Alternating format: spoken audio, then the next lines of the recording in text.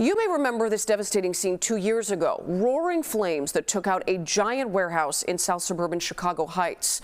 Our Megan Hickey covered that fire investigation back in 2023. Today, she's going behind the scenes at the rebuilds that many thought would never happen. It was the largest fire most people had ever seen, myself included. But the owners of Morgan Lee were determined to rebuild on the ashes of the old building, no matter how long it took.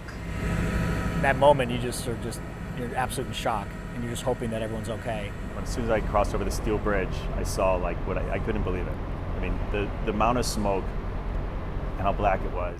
Owners Andy and Jonathan Rosenband tell me the cause of the fire, 2 years after all of their employees miraculously escaped the February 6, 2023 blaze safely, is still undetermined. We'll never know.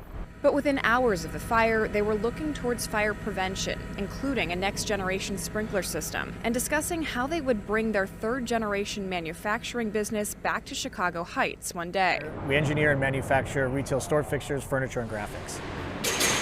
It took the support of the business community, City of Chicago Heights. And to see this rebirth and this reinvestment, we can't speak enough to how meaningful it is for the city. And Principal Construction to turn the rubble of this turn of the 20th century building into a futuristic facility that will be bringing operations under one roof. The coverage you guys had, I was watching it, and I was awestruck. I'm like, that is one of the biggest fires I've ever seen, right? And here we are 2 years later in a state-of-the-art facility. And help others forge a blueprint for a comeback after facing one of the worst days of their lives. The sun rises, so while it is devastating and often difficult to process, time does heal. And I think it's important to look at ways into the future and figure out how either to move on or to rebuild.